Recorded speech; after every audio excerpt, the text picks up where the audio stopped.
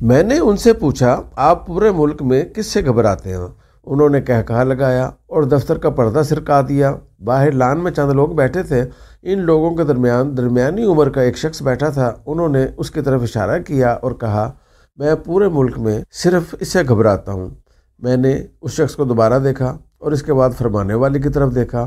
وہ شخص جس کی طرف انہوں نے اشارہ کیا یہ ان کی مخالف جماعت سے ہے۔ یہ سادہ طبیعت کا شخص ہے اور لوگ اس کی باتوں پر کہہ لگاتے ہیں۔ میں اسے ہمیشہ بے ضرر سمجھتا تھا۔ یہ صرف میری رائے نہیں تھی بلکہ اس کی اپنی پارٹی کے لوگ بھی اسے عجیب و غریب خطاب دیتے تھے۔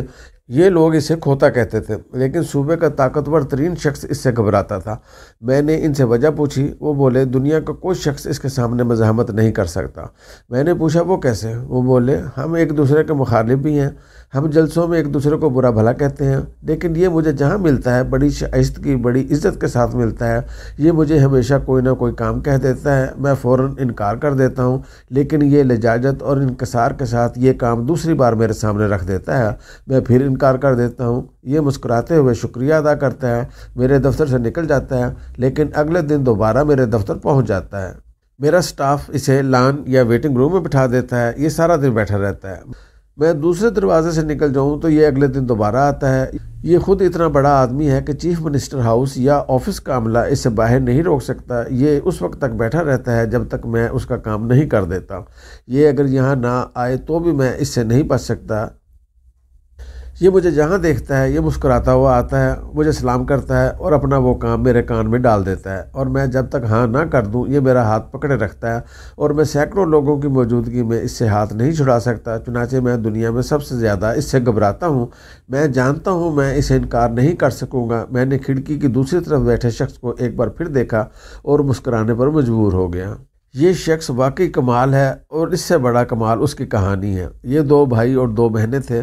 ان کی والدہ عام ان پڑھ اور سادہ سی خاتون تھیں۔ والد نے اعلیٰ تعلیم حاصل کر لی۔ وہ لندن گئے، بیرسٹری کی، اور پاکستان آنے سے پہلے جوتے خریدنے کے لیے لندن کی کسی شاپ پر چلے گئے۔ جوتے خریدتے خریدتے انہیں سیل گرلز پسند آ گئی۔ انہوں نے اسے پرپوز کر دیا۔ خاتون راضی ہو گئی۔ انہوں نے خاتون سے شادی کر لی۔ وہ چند ماہ لندن رہے اور پھر وہ خاتون کو لے کر پاکستان آ گئے۔ انہوں نے اپنی پہلی بیوی اور بچوں کو سرونٹ کوارٹر میں پھینکا اور نئی برطانوی بیوی کے ساتھ رہنے لگے۔ یہ صاحب پہلی بیوی کی اولاد تھے۔ انہوں نے اپنے بہن بھائیوں کے ساتھ سرونٹ کوارٹر میں زندگی گزارنا شروع کر دی۔ یہ اسکول میں داخل ہوئے تو وہاں بھی زندگی زیادہ مہربان نہیں تھی۔ یہ نالائق اور سست تھے۔ یہ اسکول میں اکثر لیٹ پہنچتے تھے۔ ہوم ورک بھی مکمل نہیں ہوتا تھا۔ یہ متحرک بھی تھے۔ یہ ایک جگہ ٹک کر بھی نہیں بیٹھ سکتے تھے، چنانچہ یہ تمام اساتذہ سے جم کر مار کھاتے تھے۔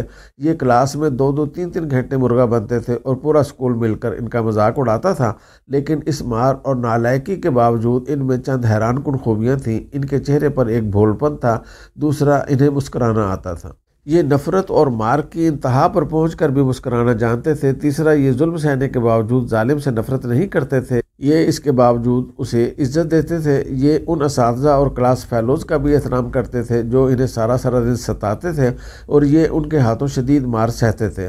یہ تینوں حیران کن خوبیاں تھیں، اور یہ ان خوبیوں کے باعث ان تمام لوگوں میں بھی پاپولر تھے جو انہیں کھوتا کہتے اور سمجھتے تھے۔ استاد ان کی تمام تر نالائکیوں اور بیوقوفیوں کے باوجود ان سے پیار کرتے تھے، اور سکول اور طالب علموں کی کوئی غیر نصابی ایکٹیویٹی ان کے بغیر مکمل نہیں ہوتی تھی۔ یہ صاحب بہت جلد اپنی ان تینوں خوبیوں کو سمجھ گئے، چنانچہ انہوں نے تینوں خوبیوں کو زندگی کی جنگ کا ہتھیار بنا لیا۔ انہوں نے اپنے چہرے کا بھولپن زندہ رکھا۔ انہوں نے زندگی کی تمام تر سختیوں کے باوجود اپنی مسکراہٹ کو قائم رکھا، اور یہ نفرت کرنے والوں سے محبت اور شفقت کے ساتھ پیش آتے رہے۔ چنانچہ زندگی کی سختیاں ان پر نرم ہوتی چلی گئیں، مشکلیں انہیں راستہ دیتی رہیں، اور وہ وقت آ گیا جب یہ ملک کے مشہور ترین لوگوں میں شمار ہونے لگے، اور ملک کے سخت ترین اور ڈسپلن کی دلدل میں دھنسے لوگ بھی ان سے گھبرانے لگے۔ وہ یہ کہنے پر مجبور ہو گئے ہم اس کو ریزسٹ نہیں کر سکتے۔ یہ اپنی ان تینوں خوبیوں کو کیسے استعمال کرتے رہے، یہ بڑی دلچسپ داستان ہے۔ یہ اپنی تینوں خوبیوں کو لے کر سب سے پہلے اپنے والد کے سامنے پیش ہوئے۔ والد انہیں نالائق سمجھتا تھا، یہ ان سے نفرت بھی کرتا تھا، لیکن یہ اپنے بھولے بھالے چہرے پر مسکراہٹ سجا کر روزانہ اس کے پاس پہنچ جاتے تھے۔ وہ انہیں برا بھلا کہتا تھا، وہ انہیں گالیاں دیتا تھا، وہ انہیں کمرے سے نکال دیتا تھا، لیکن یہ اگلے دن دوبارہ اس کے پاس پہنچ جاتے تھے۔ والد نفرت کرتا تھا، لیکن یہ اس سے محبت کرتے تھے۔ اس محبت نے والد کی نفرت کو شکست دے دی، اور والد اب ان کا انتظار کرنے لگا۔ یوں انہوں نے والد کا دل موہ لیا۔ یہ سیاست میں آئے، کونسلر کا الیکشن لڑا، اور اپنے بھولے بھالے چہرے، مسکراہٹ اور کھلے دل کو ہتھیار بنا کر یہ الیکشن جیت لیا۔ یہ پارٹی کے قائدین کی نظر میں آ گئے۔ قائدین بھی انہیں کھوتا سمجھتے تھے، لیکن یہ انہیں ریزسٹ نہیں کر سکتے تھے۔ یہ اگر کسی سے ملاقات کی ٹھان لیتے تھے تو وہ شخص ان سے ملے بغیر نہیں بچ سکتا تھا، اور یہ اگر اس سے کوئی کام نکلوانے کا فیصلہ کر لیتے تھے تو وہ کام ہوئے بغیر نہیں رہتا تھا۔ اس دوران ان کے والد کا انتقال ہو گیا۔ ان کی سوتیلی والدہ اور 2 بہنیں پاکستان میں تھیں۔ انہوں نے بچپن کی مار اور زیادتیاں بھلا دیں، بہنوں کے سر پر ہاتھ رکھا، سوتیلی ماں کے ساتھ اچھا سلوک کیا اور ساتھ ہی اپنی زمین جائیداد بھی واپس لے لی۔ لیکن اس کے باوجود سوتیلی ماں اور بہنیں ان سے خوش ہیں۔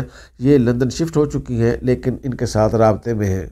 یہ پچھلے 3-3.5 سال سے مخالف سیاسی جماعت سے لڑ رہے ہیں، لیکن اس کے باوجود مخالف سیاسی جماعت اور ان کے قائدین ان سے گھبراتے ہیں، کیونکہ یہ لوگ ان کے سامنے انکار نہیں کر سکتے، اور اگر انکار ہو جائے تو یہ 2-3 دن میں اس مجبوری کو ہاں میں بدل دیتے ہیں۔ یہ میری زندگی کے حیران کن لوگوں کی فہرست میں شامل ہیں۔ میں جب بھی انہیں ٹی وی پر دیکھتا ہوں، اخبار میں ان کی تصویر دیکھتا ہوں یا کوئی بیان پڑھتا ہوں تو میں مسکرائے بغیر نہیں رہ سکتا، کیونکہ اس ملک کے 16 کروڑ لوگوں میں ان جیسا کوئی شخص نہیں ہوگا۔ اس کے والد بااثر بھی تھے اور رئیس بھی، لیکن یہ ان کی شفقت سے محروم رہے۔